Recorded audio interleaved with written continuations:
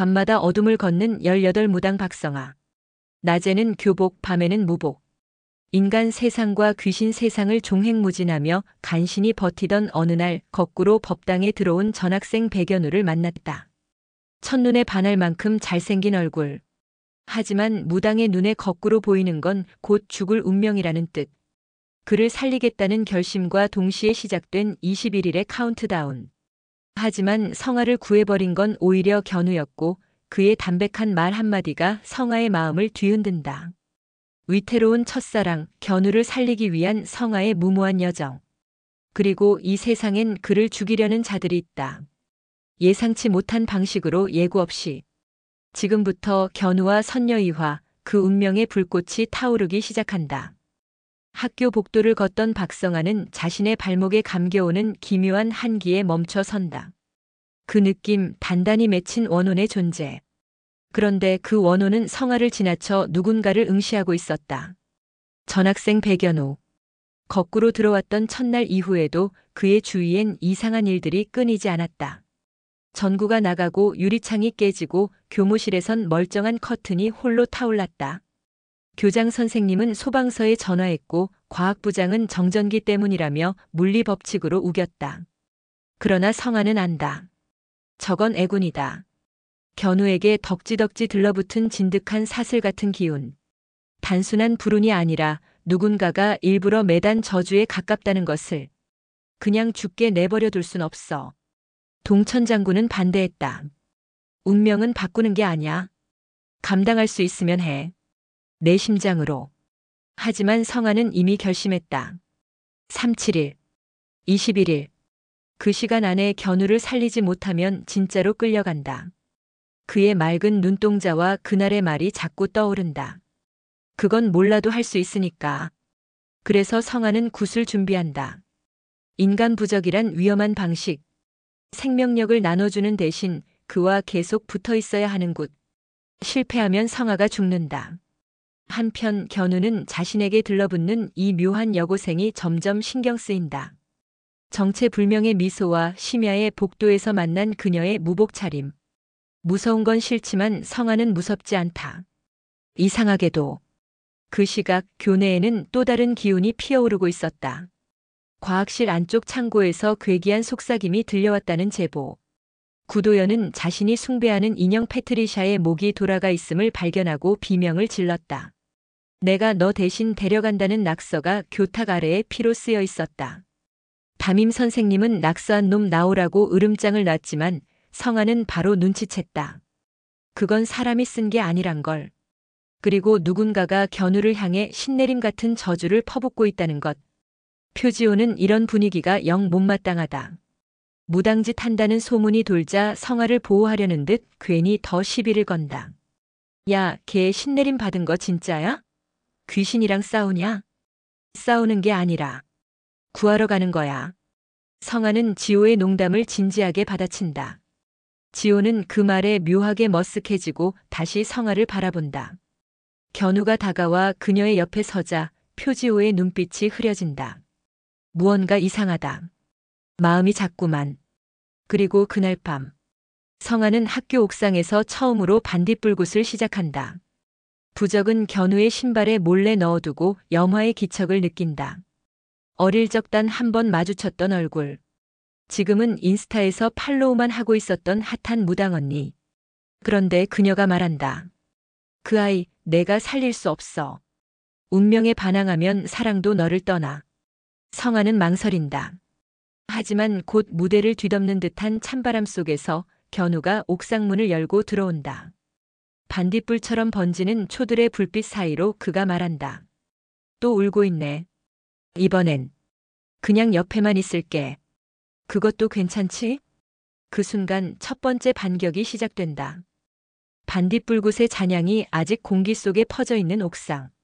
성아는 촛불이 꺼지지 않도록 두 손을 모은다. 견우가 다가와 앉는다. 말없이 그러나 분명히 곁에 있다. 그 존재만으로도 성아의 손이 덜 떨린다.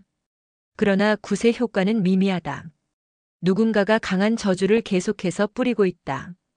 염화의 말처럼 누군가 견우를 죽여야만 하는 이유를 가지고 있는 듯하다. 그 시각 교실에서는 조혜리가 몰래 성아의 책가방을 뒤지고 있다. 무당인 척 쇼하는 거 아냐? 라는 의심. 하지만 가방 안에서 발견한 건 무복 한 벌, 불에 탄 부적 조각, 그리고 꽃도령의 인스타 라이브 알림. 지금 이 시간 박성아가 무슨 짓을 하고 있을까요? 어머 세상에, 이건 비밀이에요. 여러분. 조혜리는 기가 찬다는 듯 웃고 그 영상 캡처를 반톡에 뿌린다. 이제 끝났어, 박성아. 하지만 다음 날 분위기는 예상과 달리 묘하게 흘러간다. 무당이라는 사실이 퍼졌지만 성아는 달라지지 않았다. 오히려 구도연은 더 가까이 다가와 내가 패트리샤에게 말 걸 수 있어? 라며 오컬트 세계의 동지로 받아들인다. 김진웅은 누가 성아 험담을 하자 시끄럽게 굴지 마 성질나게 한마디 툭 던지고 자리를 박차고 나간다. 심지어 모범이조차 무속은 전통문화입니다라는 글을 학급 게시판에 붙이며 웬일인지 감싸고 돈다. 조혜리는 도리어 당황한다. 표지호는 그 모든 걸 지켜보며 복잡한 감정에 사로잡힌다. 왜 다들 제 편이야? 질투인지 걱정인지 알 수 없는 감정이 뒤엉킨다. 그는 체육창고에 홀로 앉아있다가 뒤따라온 조혜리와 마주친다. 조혜리는 일부러 말한다. 너 걔 좋아하냐? 누굴? 박성아. 지호는 대답하지 않는다. 대신 조용히 그녀를 지나친다. 조혜리는 혼자 체육창고에 남겨져 자기도 모르게 목이 메인다. 성아는 견우에게 말없이 부적을 다시 그려 넣는다. 견우는 묻는다. 너 왜 나한테 이러는 거야? 살릴 수 있으니까. 그냥 냅두면 안 돼? 안 돼. 내가 살아야 내가 살 수 있어. 성아는 자기도 모르게 본심을 털어놓는다. 그가 좋아서 마음이 가서가 아니라 살아있는 그가 자신에게 숨 쉴 틈을 주기 때문에. 그런데 그 순간 교문 앞에 나타난 그림자 하나. 염하다. 이번엔 예고도 없이 학교로 왔다. 그리고 그녀의 뒤에는 귀신이 아닌 사람 셋이 서 있다. 흑마술 동호회라는 이름으로 활동하는 SNS 괴담 계정 바미주술사들. 그들이 손에 든 건 누군가를 찌르기 위한 인형과 못 박힌 재단. 얘들아, 오늘은 실습이야. 진짜로 죽여볼까? 바미주술사들의 리더는 어깨까지 내려오는 백금발 가발을 쓰고 무대처럼 화려하게 분장한 채 학교 앞 공터에서 의식을 준비한다. 염하는 그 뒤에서 흐느끼듯 웃는다. 요즘 애들 귀엽지 않아? 성아는 염하를 향해 걸어나간다. 그만둬. 얘네는 그냥 장난으로 시작한 애들이야. 하지만 염하는 대꾸한다. 그 장난이 누군가에겐 운명이 돼. 너도 그랬잖아. 주술사 중 한 명이 피 묻은 인형을 꺼낸다. 그것은 분명 견우를 본떠 만든 것이다. 눈에 박힌 핀, 칼로 긁힌 뺨. 성아는 알아본다. 이건 단순한 흉내가 아니다. 진짜 효과를 발휘할 수 있는 저주다. 견우가 가슴을 움켜잡고 쓰러진다. 동시에 저 멀리 학교 옥상 위의 재단에서 빛이 폭발하듯 번진다. 얘들아, 시간 없어. 의식 중지해. 성아는 뛰어들어가 부적을 찢고 초를 꺼버린다. 바미주술사들은 당황해 흩어진다. 염하는 팔짱을 낀 채 바라본다. 넌 아직도 정의감에 목매는구나. 너도 곧 알게 될 거야. 이 세상은 내가 살리고 싶은 애보다 죽이려는 애가 더 많다는 걸. 견우는 정신을 잃었다. 성아는 그를 업고 다시 학교 안으로 들어간다. 보건실에 데려다 주던 중 표지호가 나타난다. 무슨 일이야? 시간 없어. 내가 대신 조심 좀 봐줘. 지호는 눈치를 챈다. 이건 단순한 아픈 게 아니야. 다음 날 견우는 다시 학교에 나온다. 하지만 어제의 저주는 그의 몸에 흔적을 남겼다. 왼쪽 눈 아래 시퍼런 멍처럼. 아무도 못 보는 자국. 성아만이 그 자국을 볼 수 있다. 그녀는 견우를 조용히 불러 자리에 앉힌다. 너 며칠 안 남았어. 견우는 웃는다. 그런 거 난 원래부터 알고 있었어. 근데 이제 좀 덜 무섭다. 왜? 누군가가 내가 죽는 걸 싫어하는 것 같아서. 성아는 눈시울이 붉어진다. 하지만 그 순간 구도연이 들이민 인형 하나. 이거 걔한테서 떨어져 나왔어. 패트리샤가 말해줬어. 그 인형이 너한테 오는 거 싫대. 인형 안에 숨겨져 있던 또 하나의 부적. 붉은 실로 엮인 저주의 경로를 바꾸는 부적. 성아는 확신한다. 누가 학교 안에 있다. 내부에 배신자가 있어. 그 시각 조혜리는 화장실에서 자신의 손목에 작은 멍을 발견한다. 어제 성아의 책가방을 뒤지고 나서 생긴 멍. 처음엔 대수롭지 않게 넘겼지만 점점 그 멍이 번져간다. 그리고 거울에 비친 자신이 자신을 쳐다본다. 한편 염화는 어딘가에서 꽃도령과 마주한다. 어머, 여긴 왜? 염화 언니. 그만하자. 우리 중 누군가는 이제 멈춰야 할 때야. 지금 그 말 동천이 시켜서 온 거야? 아니. 내가 무서워졌어. 그 아이가. 박성아가 진짜 될 놈 같아서. 염화는 처음으로 말문이 막힌다. 그리고 교문 너머. 누군가가 검은 양복을 입고 성아의 이름이 적힌 부적을 밟으며 사진을 찍는다. 그 발밑엔 학교의 평면도. 그리고 박성아의 책상에 그어진 붉은 원. 위험은 이제부터 진짜다. 학교는 겉으로 보기엔 평온했다. 조회 시간 담임은 불미스러운 괴담 유포에 대해 주의를 주었고 모범은 어김없이 학교는 과학의 요새라는 자필 포스터를 붙였다. 하지만 성아는 알고 있다. 교문 너머에서 무언가가 꿈을 대고 있다는 걸. 자신과 견우를 향한 공격이 단순한 저주가 아니라 계획된 제거라는 걸. 동천 장군은 법당에서 칼을 닦고 있다. 가자. 제대로 맞붙을 시간이야. 성아는 조심스럽게 말한다. 저 그 아이가 죽으면 저도 안 괜찮을 것 같아요. 동천 장군은 잠시 칼질을 멈추고 묻는다. 살리고 싶냐 사랑해서? 성아는 고개를 끄덕인다. 동천은 잠시 한숨을 쉬고 성아의 손에 비녀 모양의 칼을 쥐어준다. 그럼 너도 배워라. 저 악귀 같은 운명을. 그날 밤 성아는 교실을 몰래 비운다. 함께하는 사람은 뜻밖에도 구도연. 도연은 어둠 속에서도 전혀 주눅들지 않는다. 얘, 내 말 믿지? 패트리샤가 말했어. 그 남자 죽이려는 쪽이 셋, 살리려는 쪽은 하나. 너 하나. 언밸런스야. 성아는 도연의 눈빛에서 이상한 신뢰를 느낀다. 고마워, 도연아.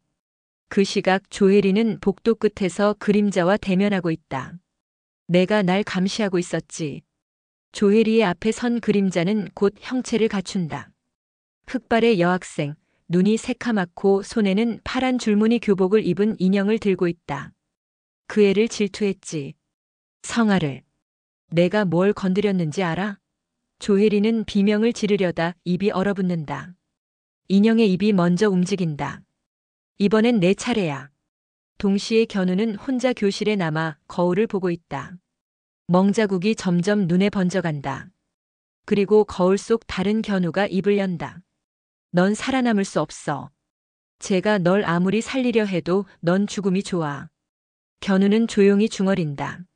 아니, 나는 살고 싶어졌어. 그 순간 교실 문이 벌컥 열린다. 성아가 칼비녀를 들고 들어온다. 견우야, 눈 감아. 동시에 창문이 깨지고 그림자 셋이 들어온다. 밤이 주술사들, 이번엔 진짜 무장을 하고. 교실은 재단이 되고 성아는 싸운다. 부적을 던지고 칼로 허공을 가르며 귀신과 맞선다.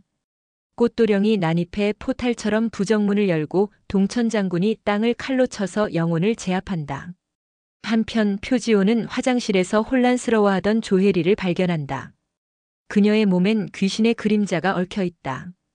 혜리야. 조용히 불러본다. 그녀의 눈동자가 흔들린다. 도와줘. 마지막으로 성아는 마지막 부적을 던진다. 거대한 구판의 중심 견우를 향해. 그것은 사랑의 부적. 그녀의 생명력 일부를 나눈 골이다. 견우의 숨이 돌아오고 반짝이는 빛이 교실을 가득 채운다. 그림자들이 사라진다. 전부 끝났다고 생각한 순간 염화가 교탁 위에 앉아 박수를 친다. 괜찮네. 꽤 볼만했어. 근데 성아야. 이제 내가 날 설득해봐. 내가 진짜 될 놈이라면 말이지. 그리고 염화의 뒤. 드디어 모습을 드러내는 또 하나의 존재. 이름이 백연우였지? 그는 웃고 있었다. 하지만 그 미소엔 인간의 온기가 없었다. 죽음을 향해 달려가는 견우. 그를 살리려 고군분투하는 성아. 하지만 지금부터 싸워야 할 대상은 귀신이 아니라 사람의 탈을 쓴 더 무서운 존재들. 성아는 진짜 될 놈일까? 견우의 운명은 바뀔 수 있을까? 그리고 마지막에 등장한 또 다른 견우의 정체는? 다음 회차 운명보다 더 거센 싸움이 시작된다. 견우와 선녀 3회에서 계속.